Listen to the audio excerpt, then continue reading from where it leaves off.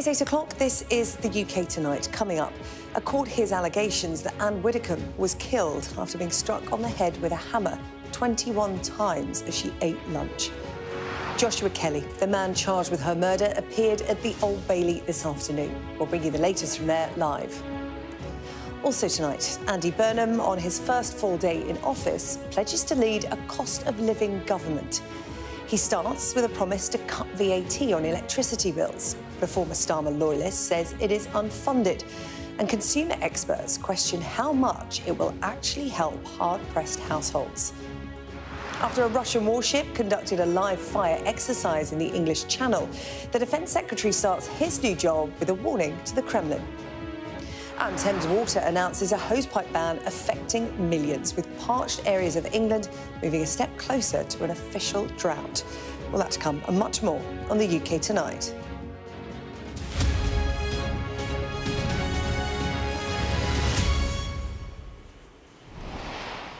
First tonight, a court has heard allegations that Anne Widdecombe was killed after being struck on the head with a hammer 21 times while she ate lunch. Joshua Kelly, the man charged with her murder, appeared at the Old Bailey this afternoon. Sky's Amelia Harper has been following what has been happening and joins us from outside court. Amelia, take us through what's been happening today. Well, SJ, 28-year-old Joshua Kelly appeared in court today charged with the murder of the former Tory MP turned Reform UK spokeswoman Anne Widdecombe. He has been remanded in custody. And Kelly, who is from Rotherham, which is over 260 miles away from Anne Widdecombe's address in Devon, initially actually appeared at Westminster Magistrates Court early this afternoon before his case was moved here to the higher court at the Old Bailey. And the reason for this, SJ, is because a murder charge, because it is so serious, it has to be heard at a Crown Court. And these are the prosecution allegations that we heard today. Prosecutors allege that Anne Widdecombe was struck over the head 21 times with a hammer while she ate her lunch at her home in Devon. In their words, prosecutors say the attack was planned and targeted, and initial examinations indicate that Anne Widdecombe's cause of death was blunt force trauma to her head. Prosecutors alleged today that Kerry arrived at Anne Widdecombe's home in a red Vauxhall Corsa. He drove there, then entered the house through the front door. They allege that he was in the home for about 2 minutes, a very short amount of time, before hitting her over the head. He then allegedly stole her wallet before leaving the house and the scene. And we heard today in court that Anne Widdecombe, on the 8th of July, on the day of her death, was meant to have attended an online Channel 5 interview, but when producers didn't hear from her, they couldn't get in touch with her, they contacted her personal assistant, who then contacted her gardener, who was asked to go and check on her.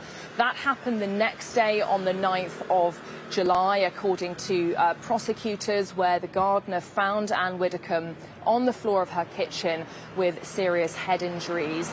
Then a few days later, on the 11th of July, Kerry was arrested on suspicion of her murder in Rotherham. Police, of course, continue to try to establish the motivation behind the attack on Anne Widdecombe. This was the first time that Kerry was in court. He appeared wearing a black tracksuit. He didn't give any indication of a plea. That will come later. In terms of the timings and the dates that we need to look out for, he will next appear here on the 9th of October for a case management hearing. Then in November, we expect to have the plea and trial preparation hearing. That will be where he enters a plea. And from that date, a provisional trial date has been set for next year, SJ, in June. Amelia, thank you. Amelia Harper outside the Old Bailey for us this evening. Also tonight, Andy Burnham entered Downing Street yesterday, promising change, but marked his first full day in office today with a promise to tackle the cost of living. That echoed all his recent predecessors in the job. As a statement of intent, Mr Burnham announced plans to scrap VAT on electricity bills from October, saving households around £45 a year. But even this initial modest move triggered friction within his party. Here's our political editor, Beth Rigby. The morning after a reshuffle that stretched late into the night, the same Labour government, but now a new-look cabinet, as Andy Burnham's allies took the top jobs. Lucy Powell, are you happy to be Education Secretary? Yeah, and can you keep the party united? Shabana Mahmood, are you disappointed not to be Chancellor? Happy with your job? Ed Miliband, are you happy to be Foreign Secretary, sir? You not sad about the Chancellorship, sir? As Andy Burnham's allies took top jobs in a ruthless purge of those loyal to the last leader. Wes Streeting, can the party unite in this cabinet? Isn't it a vicious cull of Starmer allies, sir? Angela Rayner, can the party stay united under Andy Burnham? Is it a nest of singing birds, sir? Johnny Reynolds, can the party remain united, sir? Some of the old guard who called for Starmer to go themselves stayed, joined in the Downing Street Gardens by the Burnham backers who got their man here. Burnham convening his very first cabinet. Can I just say, I expect this every meeting. At the height of his power and with a very clear message. We need to be a cost of living government. Life's hard out there, isn't it, at the moment? Burnham using his first full day in office to make a down payment on his pledge to give people a bit more breathing space, with a cut to VAT on energy bills from October the 1st, saving you £45 a year and costing the government £850 million. We've made a start today. We made the announcement about removing VAT from household electricity bills. It's not everything, but it shows our determination to do something about people's living standards. And it kind of points the way for further measures that we hope to take that pressure off people. But also it comes with reprioritisation. And you'll have seen what I've said about digital ID. Burnham dropping plans for new ID cards to pay for cuts to energy bills, whilst seeking to reassure the markets his more left-wing government will maintain fiscal discipline. We've got to show that our commitment to the fiscal rules is real, and we're prepared to make difficult decisions in relation to that. But for all the smiles in the cabinet room, the Labour Party not a nest of singing birds. Burnham's first major policy announcement already facing soundings off, as former Chief Secretary to the PM and architect of the digital ID programme, Darren Jones, tweeted the scheme was unfunded and that the government will have to set out how it will pay for its new policies at the budget. Payback perhaps for the purge, Harriet Harman unimpressed. I need to speak to my colleagues who've been sacked from the cabinet and just say nobody wants to hear bitterness and resentment, and everybody wants this new regime to succeed, and that's for the good of the country and for the good of the party. Burnham has made much of ending factionalism and bringing the Labour Party back together, but his cabinet picks were anything but, with 11 Starmer loyalists purged from the top table and another couple only hanging on by their fingertips. This may have been a bloodless coup, but this reshuffle was vicious, and some of the bad blood spilled was on show today. After talking a good game on unity, Burnham's first act failed to follow through. The next act is getting on with the job and cutting the cost of living. This something Starmer promised too, but failed to land. Burnham wants his new team to succeed, but his reshuffle may well make that a harder task. Beth Rigby, Sky News, Westminster. Well, our business and economics editor Paul Kelso has been taking a closer look at the government's plans on energy bills.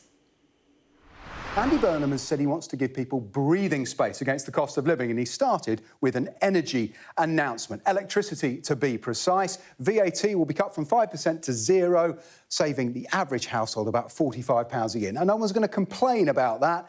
And Sir Keir Starmer and Rachel Reeves have taken a very different approach. But compared to the long-term challenges facing our energy system, well, they will take more than an overnight fix. Let's see how that £45 measures up against the overall cost of electricity. This shows the Ofgem energy price cap sets the maximum you can be charged for gas and electricity. You can see that spike in prices after the Russian invasion of Ukraine. They've settled back, though not to pre-war norms, down to about £1,600–1,700 a day. A little tick up here reflecting the Iran war in April. This is the forecast for October, when this £45 will come off bills, but you can see it's a small amount. And we should say that Rachel Reeves resisted doing exactly this step as she was pressured over energy bills. She argued that any intervention should be targeted on the least well-off. This has cost £850 million, but it's spread very thin. And in fact, those who spend more on electricity generally have the bigger houses as a result of bigger incomes. Well, they will save the most as a result of this. So what's driving these energy prices? Well, a big chunk of it is gas prices. It's the fuel of last resort in our system. And this is this year's prices. You can see the jump after the Iran war began, dropped back a bit, actually been rising recently, but it's nothing like, if we look back over 5 years, these spikes after the Russian invasion of Ukraine. And that caused the government to step in to essentially underwrite all our energy bills. And these wholesale prices are important, but if you look at the overall cost of electricity, they're not as important as they used to be. This breaks down what goes into our electricity bills. If that's £1,600–1,700, about £900 is electricity. There's the slice of VAT that's coming off.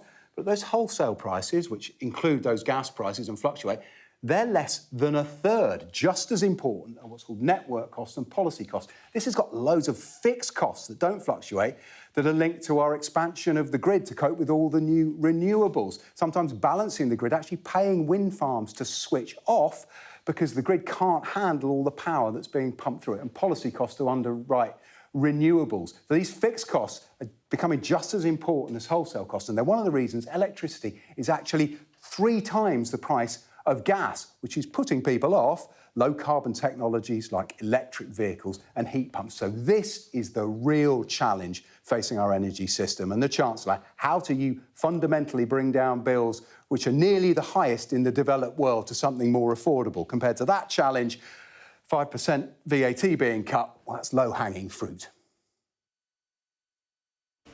So what do voters make of what they have heard so far? We sent Shimon from Nepal to find out. I'm in Sheffield, speaking to people about Andy Burnham's decision to bring down bills by scrapping the VAT on domestic electricity costs. It's expected to save the average household around £45 a year. But how much will that actually help? Because, they're variable, that's the thing that stresses me out, and the things that I get rid of are the things I enjoy. I can't get rid of energy because I need it to live, so I have to get rid of my subscriptions, my holiday fund, that sort of thing disappears because the energy's going up. I don't have Spotify at the moment because, I can't really afford that. I've just kind of tucked that away. So it would mean just a bit more enjoyment of life. I actually think he's done something that might cheer people up, but then the VAT money has got to come from somewhere else, and I'm just worried that's going to come from taxes, which I think there's an idea that they might actually take taxes more. So we'll have to wait and see. Hopefully things will be better, but yes, I think it is a positive move. It will get people on his side, but people will look behind the idea, I think. Do you mind telling me roughly how much you think you might save off of that? And if we actually worked it out this morning, not a large amount. It was about, our average electricity is more probably about 55, so it wasn't a lot, but we would save a little bit. But I'm sure it'll help a lot of people who've got large families and they're all using electricity. I'm sure it will come in very handy. It's a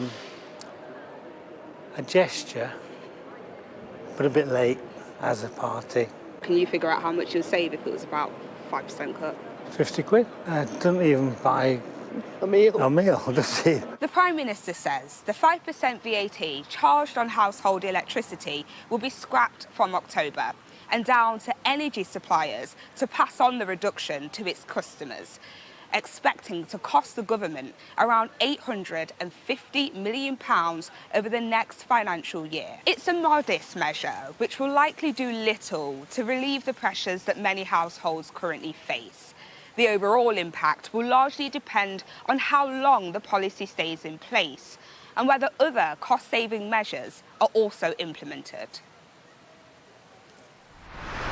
Well, let's bring in now Danny Hewson. She is Head of Financial Analysis at AJ Bell. Danny, good to see you this evening. You heard there the views of members of the public who this policy is going to affect. You know, somebody describing it there as a gesture. In the grand scheme of things, it might not make that much difference, but it's a signal of intent of where Andy Burnham wants to go. It is a signal of intent, and I think everyone will be very grateful for anything that they get off their energy bills. The problem is most people are already thinking about potential price increases to the price cap in October and then again in January as well, which will effectively wipe out that little bit of low-hanging fruit that Andy Burnham has chosen to deliver. I think it's also really important to note that although we're talking about the last Prime Minister and his Chancellor, they did make changes to energy bills as well. That's one of the reasons that we saw the price cap in April go down so much, because they took some of the renewable costs off energy bills and put it into general taxation, which equated to about £150. So yes, Andy Burnham is taking great strides to try and get off on the right foot, but he's only following where his previous inhabitant of number 10 has already gone. Yeah, energy seems to be at the forefront of people's minds and politicians' minds because it is the household cost that has gone up dramatically and quickly in recent times because of events largely out of the UK government's control. And any big changes would require long-term changes, and the public feel that they can't really wait. If they want to feel an ease in the cost of living, they need it now. So in terms of this gauntlet he's laid down to his cabinet, he's looked at every department and said, look, I want to run a cost of living government. We've all got to rise to this challenge and find ways to help people. Where else should government be looking? It is incredibly hard because, of course, energy is one of the things that we have to pay for, just the same as the likes of food. But we already know that when Rachel Reeves was having conversations with supermarkets and suppliers to try and have some kind of price cap, that didn't go down particularly well because supermarkets are already doing quite a lot to try and keep food prices down. Andy Burnham has said that one thing that he would have liked to have done was to look at tax thresholds, so the point at which people start to pay income tax. Those have been frozen now since 2021, and they were going to be unfrozen. Rachel Reeves's very first budget, she said, that's it, we're going to unfreeze them when this freeze comes to an end in 2028. But unfortunately, when she started to take a look at the numbers, she realised that she couldn't do that, so extended the freeze. And certainly just hearing from Andy Burnham reports today that he's already saying, look, we'd like to do this, but it is going to be incredibly expensive. When you look at the numbers, HMRC reckons that for every £100 that you add on to the threshold at which people then start to pay tax, it would cost the government about £1 billion a year. And we are already in a situation where we are borrowing more at this point in the year than the OBR forecast we would be doing. Yeah. Something else that's been mentioned, and Andy Burnham hasn't ruled it out, is something that's been talked about quite a bit, rent freezes. How would that work and would that help? Because I think one of the ladies that Siobhan Freeman-Powell spoke to out and about in Sheffield said, look, you know, you could save in one area, but you'll feel that pinch somewhere else. And it's very difficult because who are you paying rent to? If you are paying council rent, then that would be one thing that would not impact the people that you were renting from. Landlords have already dealt with significant cost increases, changes, of course, to legislation as well, and they have had to deal with huge spikes in mortgage costs as well. So a lot of landlords have vanished from the sector. So they might say, look, if you are freezing rents, then you are making our ability to have a living incredibly difficult. So, of course, we'd all like to pay less. The issue is, what does that do down the line? It's a kind of butterfly effect, because if you do cap rents, then effectively a lot of landlords that maybe are still hanging on in there in the private rental sector will say, that's it. Then you get into a situation where, and we know Andy Burnham has said he wants to build more council homes, but that is going to take two things. It's going to take a lot of time and it's going to take a lot of money. Yeah, time that this new Prime Minister may not have, you feel. As he said, he's only, he said he's barely got his feet under the table and he's getting all these questions. There is a long-term plan coming later in the year. We will find out more, I'm sure, about what this cost of living government will look like then. For the moment, though, Danny Hewson, financial analyst at AJ Bell, good to have you on this evening. Thank you. Thank you.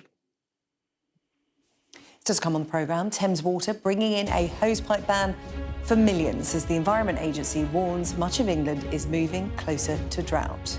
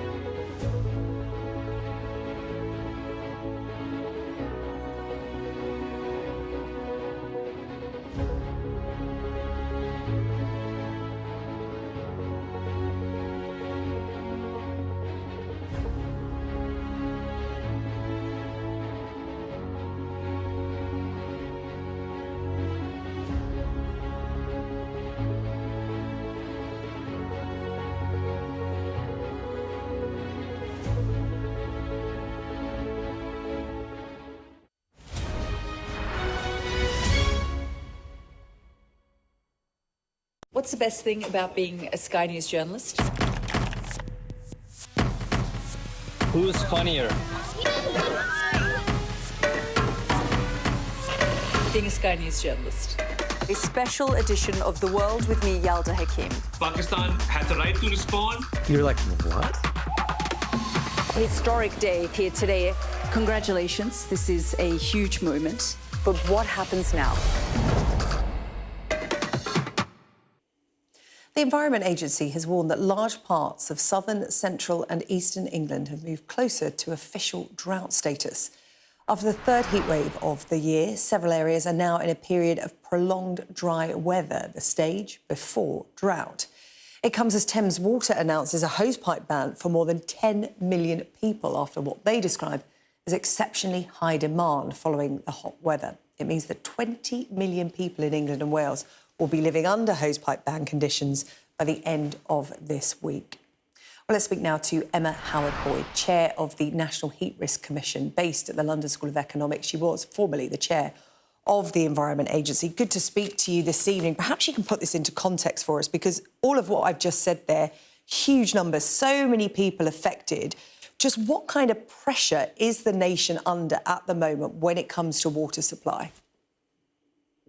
The fact that we've got over 20 million people with facing a hosepipe ban by the end of this week shows how, as we flip-flop from wet winters to dry and hot summers, we have to build in that preparedness. The pictures that you're showing of wildfires around the country, this takes me back to work that I did for the Mayor of London following the 40-degree heat wave, when we were looking at London's preparedness for a range of climate hazards. And as we approached that 40-degree heat wave, we saw water usage spike by 50%. I think what we're hearing from the National Drought Group is that currently across the country, as we've been facing heat waves, we've seen an increase in water usage of around 30%. And this means that everybody needs to take responsibility for using less water during this period. But for the long term, we need to get ready for what the Committee on Climate Change, through its Well-Adapted UK report, and others, including the Environment Agency, have signalled significant water shortages if we don't build the resilience into our systems for the next decade or so. Yeah. I want to talk about the long-term plans in just a moment, but just focusing in on what's been announced today, this hosepipe ban from Thames Water.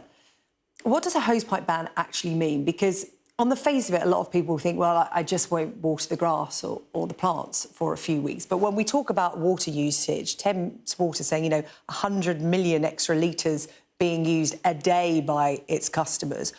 What kind of things are people doing, and should they consider not doing during this period to help? Well, I think the reason why we're focusing on hosepipe bans is that during use of an hour of a hosepipe, you're typically using the amount of water that a family of 4 will use during the day. But we also are across the country during this hot period, probably taking longer showers, more showers, filling paddling pools. Those are the things that we should be thinking about reducing during this period.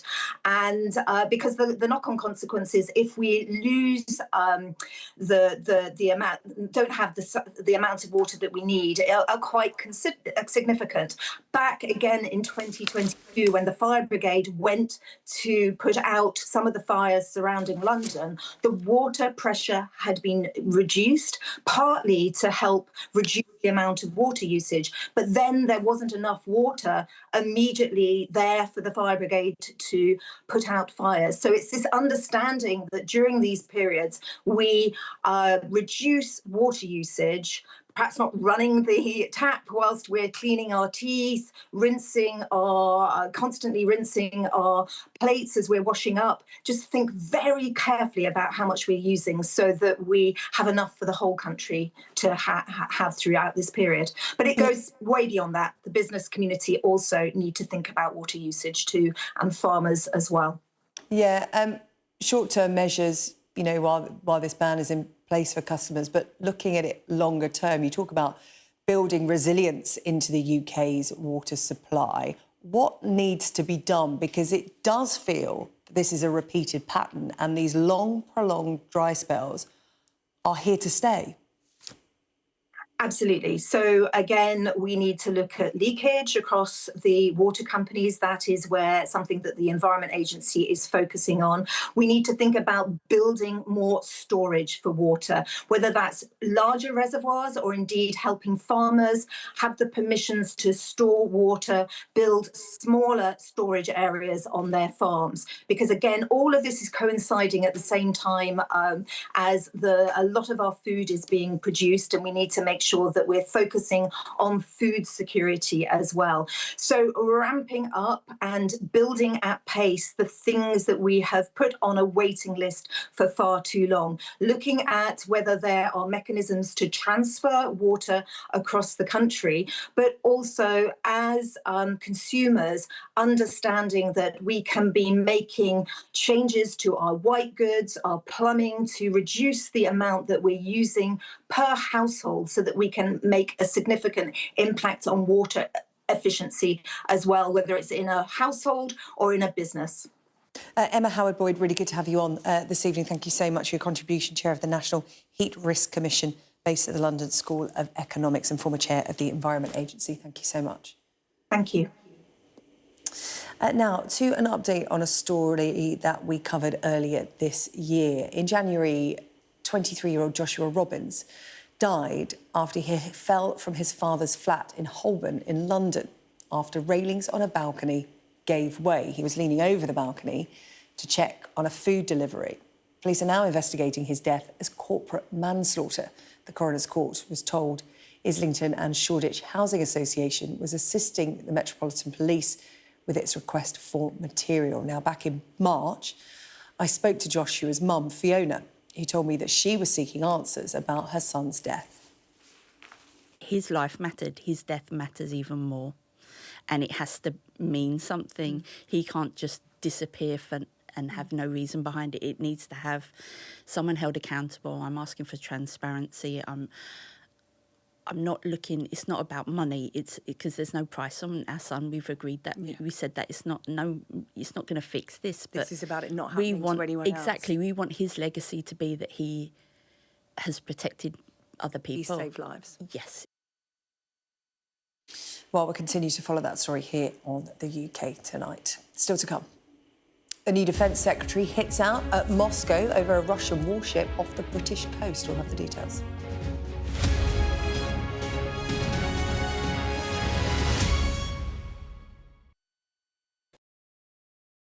Mr. Trump, James Matthews from Sky News. Hey, James. I'm James Matthews, and I'm Sky's US correspondent, based here in Washington, D.C. Mr. President, what will you say next to Benjamin Netanyahu? In June 2009, did you stay at the apartment in Manhattan of Jeffrey Epstein? I'm not answering any questions about him. I'm Martha Kellner and I'm Sky's US correspondent. I've interviewed some of America's most recognisable politicians. Should the Defence Secretary and the Vice... Wait, what country are you from? The UK. Okay, we don't give a crap about your opinion and your reporting. Mr Walker, you're anti-abortion, but two women say that you paid for their abortions. Are you a hypocrite, sir? Connor, what did you say to the president? What did you say? We had a great meeting. He was a great man. I'm David Blevins, one of Sky's US correspondents, based in Washington, D.C. David Blevins from Sky News. Fire chiefs say that they're really stretched to the limit and running out of water. What have you got to say to that? I've witnessed the remarkable passion for politics here. Why only in America? Why is this American exceptionalism? I just want to understand why you do not think that guns are the problem. Why is this just an American problem? The anger too, and the division. Where are you from? From Sky News, UK. Yeah. Back up. Mr. Navarro, I'm allowed to ask questions, aren't I? I'm Mark Stone and I'm Sky's US correspondent based here in Washington, D.C. Vladimir Putin calls you outstanding, Mr. Musk. Has your ego and ignorance, sir, cost Ukrainian lives? David Cameron needs to worry about his own country, and frankly, he can kiss my ass. Mr. Patel, did you endanger public safety when you said the killer was in custody? Free wherever you get your news. What words do you have for Harry Dunn's family today? Have a nice day. Do you fear a fourth indictment? People that pod together, they have a little hive brain going on. They've not had a good week. I've had a good week. There's a teaser there, a teaser. Ooh. OK, nothing to see here. Drama over. Full stop. Anyway, we'll get to that. She will be mortified. She's the first female chancellor. I popped upstairs, made myself a cheese sandwich, and now I'm with you. Analyse has come dressed in the magenta of electoral dysfunction.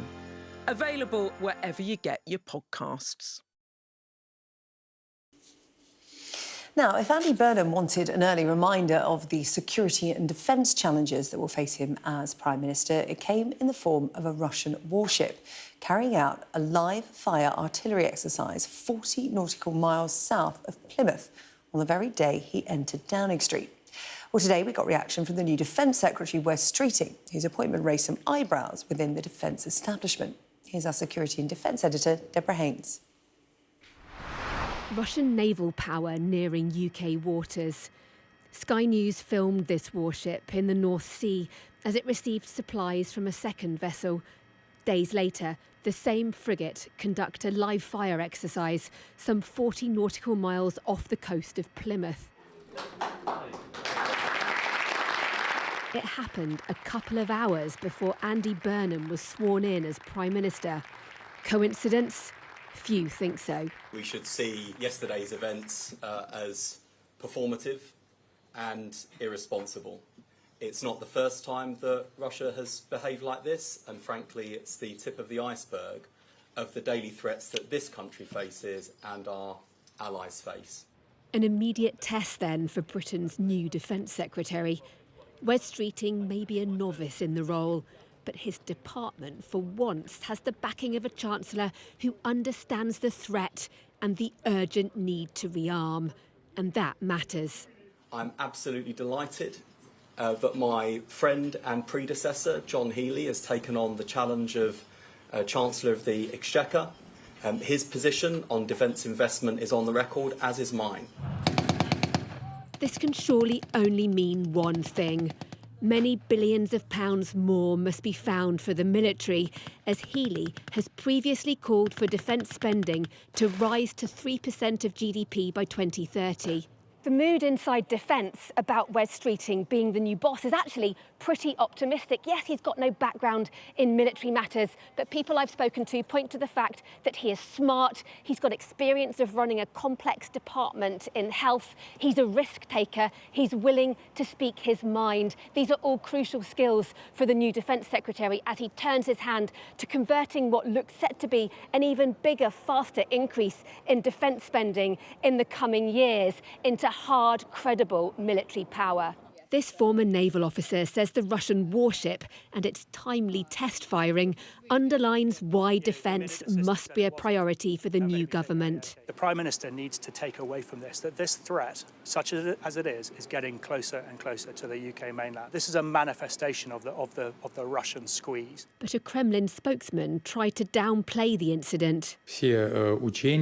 All exercises and actions of our warships are carried out in strict accordance with international maritime law. Therefore, there is no need to see any hints here.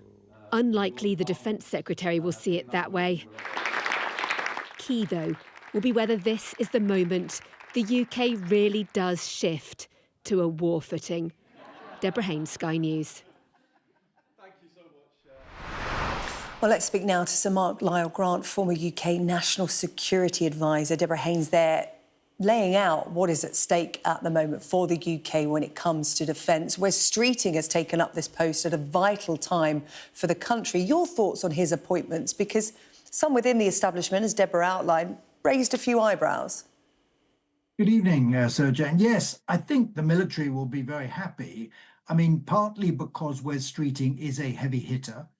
You know, he's one of the big beasts, if you like, in the government. And although he doesn't have any defence background, he has got the ear of the Prime Minister, Andy Burnham. But I think they'll be even more delighted that John Healey is the Chancellor, because John Healey, as Deborah Haynes was saying, is on record as saying there should be more defence spending. So I think there are a lot of military who think this is an opportunity to get even more than was promised by Keir Starmer's government for defence. Now, personally, I think they may be slightly disappointed. I would be surprised if, in fact, John Healey as Chancellor was prepared to give defence more than was already committed under the Keir Starmer government.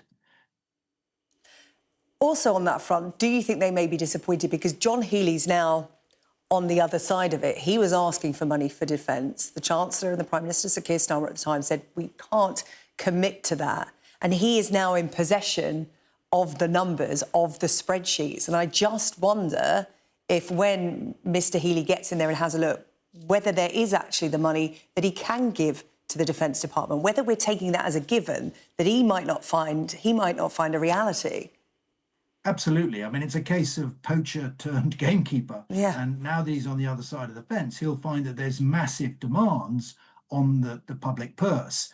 Of course, I'm sure they will absolutely stick to the commitments that the previous government made, and indeed Andy Burnham has said that publicly. But already, let's bear in mind, there is a £4.7 billion hole in the budget, even on the figures that Keir Starmer was prepared to give, let alone an increase above that. So I think it rather unlikely that there'll be some massive new commitment in the early days of this government. Yeah, I mean, Wes Streeting was speaking earlier on today. He answered questions to our Defence and Security editor Deborah Haynes, dropping hints at more money for defence. So I'm sure there have been some initial conversations going on between him and his predecessor, now the Chancellor. But in terms of commitment to spending, the Trump administration, via the US ambassador, have said, look, you know, the UK needs to hold up to its commitments on defence spending. It can't keep backloading spending and promising that it's coming in the future. It needs to make that commitment now. How much would that pressure be felt from the United States? Because that's the EU ambassador, you know, talking about its relationship with the UK and Australia, the trilateral agreement that they have on defence. How much would that pressure be taken into account? Well, I think there will be pressure from Washington, absolutely, and it does need to be sort of factored into the government's thinking. Because what was surprising, I think, by the figures that Keir Starmer and Rachel Reeves came out with, was that there was an increase to 2.7% over the next couple of years, but then there was a flat lining basically for 3 years at 2.7%, and there was a huge gap between the commitment at 2.7% in 2029 and the 3.5 NATO commitment just 6 years later. That's a massive gap in the future. And I think there will be a lot of pressure to front load a little bit more of that later defence spending. But as I say, whether John Healey can find the money, given the other pressures he's under, particularly Andy Burnham is going to be under a lot of pressure to spend money practically all around in terms of tackling the cost of living crisis, etc. So I think it's unlikely there'll be a huge change in the near future. Yeah, it is interesting how Andy Burnham plans to balance all these commitments he's making. We heard him today saying this is going to be a cost of living government. How does defence play into that, and where is this money going to be allocated? Where is this money going to be found? To find money for one area, you have to take from another. That is just how it works. It's going to be interesting to see how that plays out. But in terms of talking to the public about defence, why is an increase in defence spending so important? We had yesterday Andy Burnham walking through the doors of Number 10 and a live fire exercise off the coast of Plymouth by a Russian warship. A timely reminder, if you like. It may well have been a coincidence. It may well not have been. But what would you say to the public about why defence spending is so important? Well, there's no doubt that successive governments have taken advantage of the so-called peace dividend at the end of the Cold War, thinking that we were no longer under threat of a major conflict with a big country like Russia. But what we've seen just in the last 24 hours is that Russia is very active on our shores. They're testing our air defences, our sea defences at regular intervals. They are interfering in our elections. They are assassinating opponents across Europe. There's a massive misinformation campaign being driven by the Russians, not to mention what they're doing, obviously, in Ukraine. So there is no question that the threats have increased, and it's really important that the British government responds to that increased threat with increased money. And that's what they're doing, and indeed most European countries are doing the same. But when it comes to the nuts and bolts, I think what John Healey will be saying to Wes Streeting, as many of his predecessors have, is, look, it's about not just about the total sum of money, it's how you spend that money. Is the money being spent sensibly on the things we really need, like drones, like anti-drone systems to protect this country? And why is it that a country like France spends less money on defense than the United Kingdom, both in real and in percentage terms, and yet has an army 50% larger? It has more warships. It's got more aircraft than the UK. It's got an independent multi-vector nuclear deterrent. How come they manage to deliver more with less, whereas the British Ministry of Defence is unable to do so? So I'm hoping that Wes Streeting will go in with fresh eyes and start questioning the senior military about some of those issues. Yeah, and making your money stretch further and making savings, reforms, you know, all of that has come from the health brief in terms of, you know, how you make your money work in that department. And the hope is that he can transfer that to defence. So Mark Lyle-Grant, really good to talk to you. I'm sure we will talk again over the coming weeks and months as Wes Streeting's plans become a little clearer. Thank you so much for your time tonight. Thank you very much. Thank you.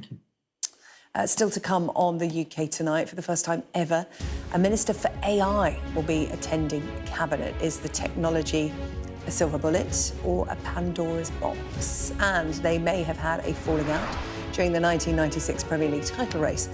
But Sir Alex Ferguson has been paying glowing tributes to the former Newcastle manager, Kevin Keegan.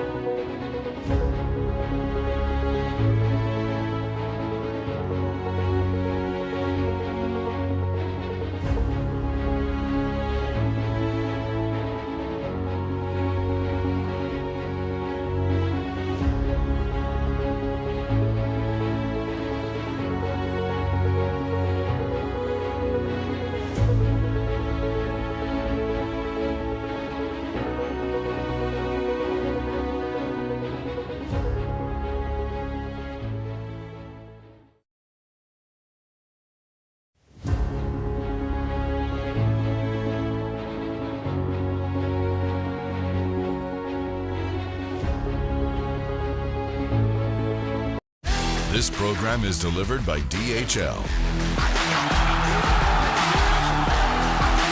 the official logistics partner of VSL. Welcome to the DHL Sports Hub on Sky News. Coming up, reflections from the England camp after Thomas Tuchel's side claims a best ever finish on foreign soil of third at the FIFA World Cup. And we'll hear from Ryan Fox after the New Zealander claimed the biggest prize of his golf career with a birdie on the final hole to win the Open by one shot at Royal Birkdale. But we start with Formula One, and Kimi Antonelli says he's taking nothing for granted despite doubling his advantage over his Mercedes teammate George Russell in Belgium at the weekend to ensure he'll go into the summer break leading the World Championship regardless of the result at Sunday's Hungarian Grand Prix. It was a familiar sight at Spa as Antonelli pulled clear of his rivals once again to claim his 6th win in 10 Grand Prix this season. But while there was delight for the Italian teenager, It was despair for Russell as he crashed out on the opening lap when he was clipped by Lewis Hamilton. After a trio of podiums, it was also the Britain's third race outside the points in the last 6, and Antonelli's victory puts him firmly in control. It was a hard-fought race. Definitely was not straightforward. Pace-wise, we were all pretty close. Ferrari was very quick as well. Yeah, on my side, I tried to stay calm and then try to make my way back into the lead. And it was not straightforward because, as I said, Ferrari was very quick. And still, when I went in the lead, I couldn't break away that quickly. Also because the tow was very powerful today, especially in the last sector. So, yeah, it was not easy, but great teamwork. Yeah. Well, listen, the summer break is approaching. George didn't finish today. You've got 50 points on him, nearly 50 on Lewis in second place. It's a very strong position you find yourself in. Yeah, of course, it's a good position, but we saw earlier that you can never relax because the situation can just swing very, very quickly. So that's why it's important to maximize every opportunities and just try to bring home the best result as possible every time. Russell now has just 2 wins in 2026 when he was expected to be the front-runner. He was emotional afterwards, while Hamilton, who received a 5-second penalty for the incident, felt that denied him a podium place. Well, I just got totally swallowed up down the straight. I lost 3 positions down the straight, down into turn 5, and then the incident was a racing incident. Maybe I could have gone a bit wider, maybe he could have braked a bit more. The incident shouldn't have happened if I had the speed down the straight.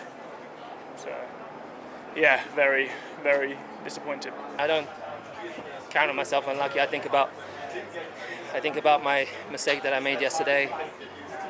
So I take full responsibility really for the 4th place I ended up getting because I damaged the car. Then when they rebuilt the car, they missed something on the suspension, so the balance was completely different. So it meant I was probably a good couple tenths, maybe 3 tenths slower than I should have been in qualifying, and then I ended up further back, got in the incident, 5-second penalty. So just like a domino effect from, I think, a mistake from myself. So, but the team have been doing a great job with strategy, pit stops. We are continuing to improve the car. I think our pace today, without the damage, I think we could have been challenging for the win. Hamilton's 4th place finish behind Antonelli, Charles Leclerc and Max Verstappen means he's passed Russell and moved 5 points ahead of him in the overall standings. It's the midway point of the season after Budapest on Sunday, and Antonelli goes there armed with a 45-point advantage. World champion Lando Norris was 7th after starting 13th, having accepted a 10th place penalty for taking a new power electronics unit. And the change seemed to deliver. He claimed the DHL fastest lap, going quickest on the final rotation. Leclerc was involved as Ferrari's mechanics took the DHL fastest pit stop. His visit of 2.3 seconds means they are back to within 37 points of leaders Mercedes in that competition. And Leclerc's improved form was recognised by fans as he was named Driver of the Day, presented by Salesforce. Another good display after his win at Silverstone early this month, rewarded with 17.7% of the public vote. On to the FIFA World Cup, where head coach Thomas Tuchel says his England side should be proud of their achievements in North America this summer. While Spain beat Argentina 1-0 after extra time in Sunday's final, Tuchel's team was 3rd following their 6-4 bronze final win against France. That came after huge disappointment in their semi-finals as England gave up a lead late on to lose 2-1 to Argentina. Tuchel was heavily criticised for his defensive tactics after Anthony Gordon's goal, and his team's free scoring against France further magnified the feeling of what might have been.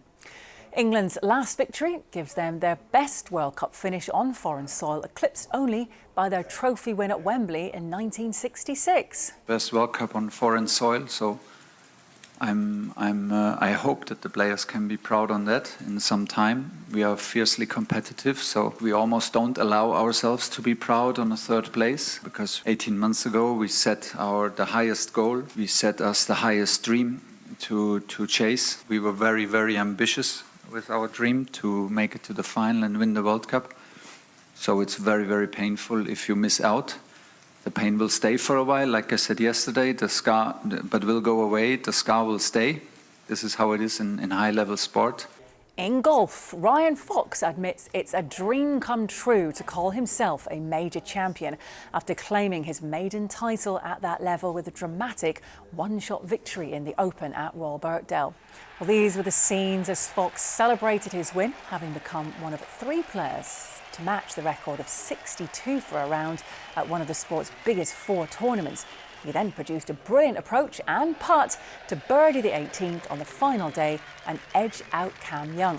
Fox's highest major finish prior to the weekend had been tied 19th at last year's US Open, and it seems his success even took him a little by surprise. It's unbelievable, to be honest. I still don't know what to think. My nerves are all over the place. I'm not quite sure how I hit that putt on 18, and yeah, look, it is a dream come true. Looking at this trophy now, it's the first time I've seen it up close, so it's pretty amazing.